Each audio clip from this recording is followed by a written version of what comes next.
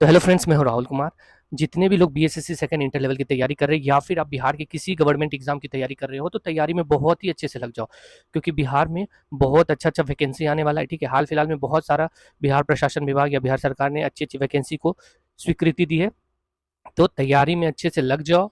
ये नहीं तो वो नहीं तो वो, इस तरह से किसी एक वैकेंसी में इस बार आप लोगों को अपना एक सीट ले लेना है। ठीक है, कौन कौन सा वैकेंसी आने वाला है, क्या क्या उसका क्राइटेरिया, वो सब पूरा आज के इस वीडियो में बताएंगे। ठीक है, तो वीडियो में अंत तक बने रहना, और नए हो तो चैनल को जरूर सब्सक्राइब करना। सबसे पहले नया वैकेंसी जो 2019 में इसके पहले आया था, ईएसआई, जो कि नॉर्मल किसी भी लोगों के लिए ये हो सकता है, क्योंकि इसमें जो है दौड़ नहीं है। जैसे एसआई का पोस्ट है, लेकिन इसमें दौड़ नहीं है। ईएसआई इसको कहते हैं, इन्फोर्समेंट एसआई है। इस ये जो है परिवहन विभाग जो होता है, जहाँ पे हम लोग ड्राइविंग लाइसेंस ये सब बनाते हैं, परिवहन चेक जो किया जाता है। जैसे ओवरलोडिंग में आप जा रहे थे, कभी कभी परिवहन वाला आपका चेक करने लगता है। दो तरह का चेकिंग होता है, एक तो अपना नॉर्मल जो थाना वाला है वो चेकिंग स्टार्ट कर देता है, जो कि थाने वाले को चेकिंग करने का क्या रहता है कि कहीं आप सारा वारा आप तो नहीं लेके जा रहे हो। लेकिन इन्फोर्समेंट एसआई वाले का चेकिंग रहता है कि आपका जो पेपर है गाड़ी का वो सही है या नहीं है, जो रूल एंड रेगुलेशन है अपना ट्रैफिक का, वो आप पालन कर रहे हो या नहीं कर रहे हो। ठीक है, जैसे आपके गाड़ी से कितना कार्बन निकल रहा है, इस तरह से। ठीक है, वो रहता है। जिसमें कि ड्राइविंग लाइसेंस जो हमारा बनता है डीटीओ, मतलब इस ईएसआई से प्रमोशन हो कि जो ड्राइविंग लाइसेंस का बनाने वाला हेड रहता है डीटीओ,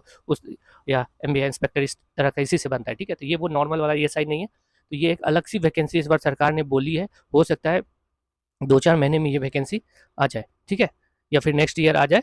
तो तैयारी अच्छे से करना। इसमें दौड़ नहीं है, सिंपल पैदल चलने करेगा। 25 किलोमीटर 4 घंटे में, लड़की लोगों का 4 घंटे में 14 किलोमीटर चलने का रहता है। तो नॉर्मल अगर आप डेली चलते होगे तो आसानी से जा सकते हो, और कुछ भी नहीं है।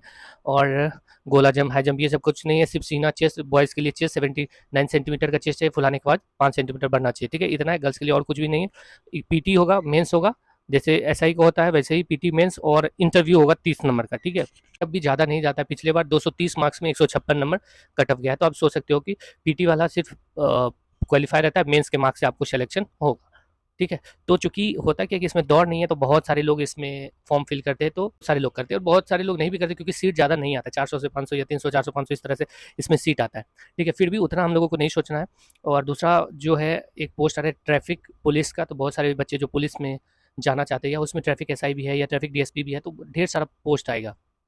ऐसे बहुत ऐसे लोग होंगे जिनको कि पुलिस विभाग में नहीं जाना है। जैसे बहुत गर्ल्स कैंडिडेट है, बहुत बॉयज़ कैंडिडेट है, उनको लगता है कि नहीं जाना। तो मेरा देखो ये कहना है कि अभी आप बहुत दिनों से अगर आप तैयारी कर रहे हो, आपका कहीं भी नहीं हो रहा है, अगर उसमें हो जाता है या किसी भी जॉब में हो जाता है, तो पहले स्टार्टिंग में आप लग जाओ।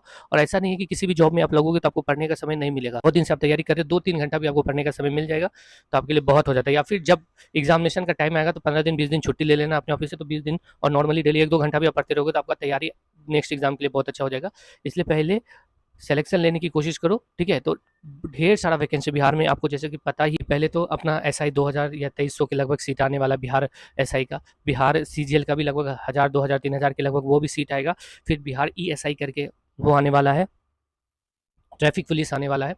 ठीक है, तो और बिहार पुलिस आने वाला है। आप बताओ कि इतना वैकेंसी, ये सब को अगर आप जोड़ लो तो 1 लाख, तो ऐसे तो बोला गया है कि 1 लाख के लगभग बिहार पुलिस आएगा। तो लेकिन मान के चलो 20 से 25 हज़ार बिहार पुलिस आया, और 10,000 ट्रैफिक पुलिस आया, 20, 10, 30 हज़ार, और इधर सब मिला के 10,000 आया, तो 40,000 सीट एक स्टेट में आना छोटी मोटी बात नहीं है। ऑल ओवर इंडिया में एसएससी सीजीएल या किसी का भी पोस्ट 10 से 15 हज़ार तक में आता है, जिससे एक स्टेट में 40,000 सीट आएगा। और अगर आप उसमें से एक भी सीट नहीं ले पाओगे, और चलो इसको छोड़ो, उसके बाद देखो कंपटीशन कैसे स्लो होगा।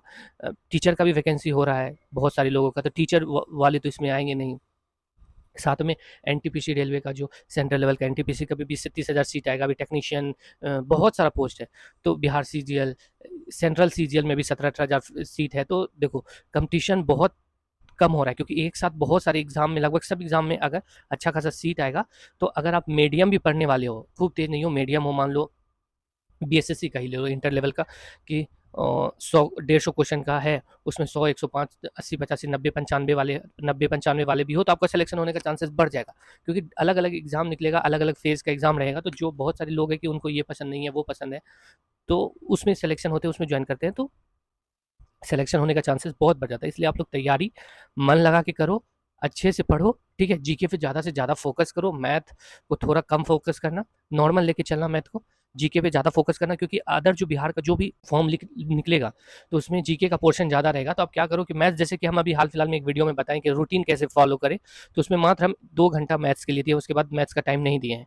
तो वो रूटीन आप एक बार देख लो, और जीके में लगभग 4 से 5 घंटा दिए, तो उस रूटीन को आप फॉलो करो, किसी भी एग्जाम में जाके सिलेक्शन लो।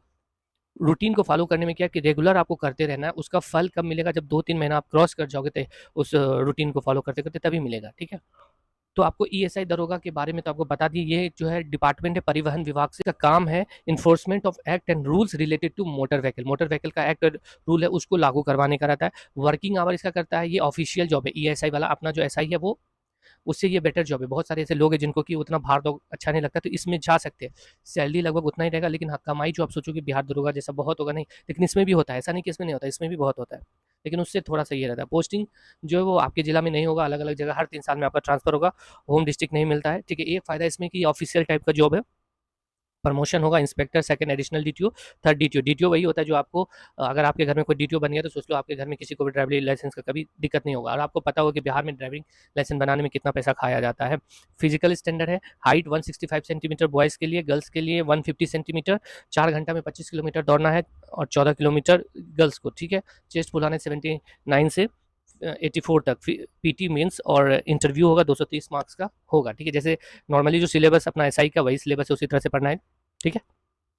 तो ये हो गया। और बाकी बात, आप बिहार सीजीएल का भी सिलेबस जानते हो, ट्रैफिक पुलिस में भी जैसे बिहार पुलिस में आया है क्वेश्चन, उस तरह से क्वेश्चन आएगा। और अपना एसआई का वैकेंसी आने ही वाला है। बाकी बात, जो भी बीएसएससी की तैयारी कर रहे हो, इस तरह से तैयारी करना कि आप इन सबों एग्जाम में आपका सिलेक्शन हो जाए। जैसा कि आपको हम बताए हैं कि 2 तरह से जीके पढ़ना है, ठीक है। और हो सकता है कि अब जो भी एग्जाम हो सारा ऑनलाइन हो, इसलिए अच्छे से करना, ठीक है।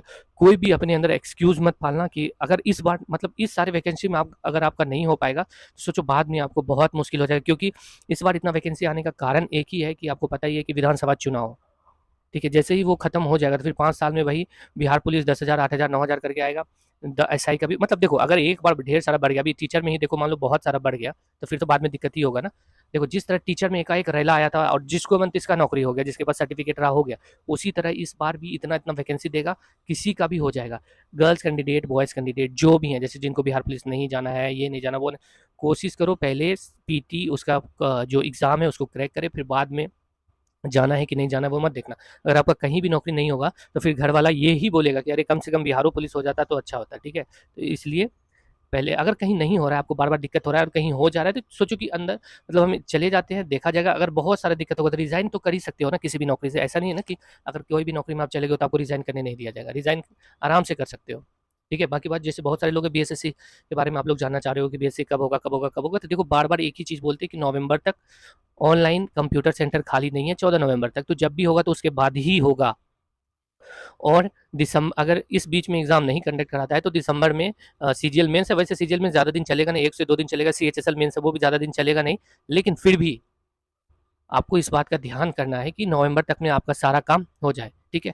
अभी अक्टूबर 30 तक ही सब कुछ हो जाए, फिर लास्ट का 14 दिन जो है ना, आप एकदम सिर्फ मॉक टेस्ट लगाना, कम से कम 2 मॉक टेस्ट लगाना डेली, 2 मॉक टेस्ट लगाना, नेक्स्ट दोनों मॉक टेस्ट का एकदम अच्छे से रिवीजन करना, ठीक है।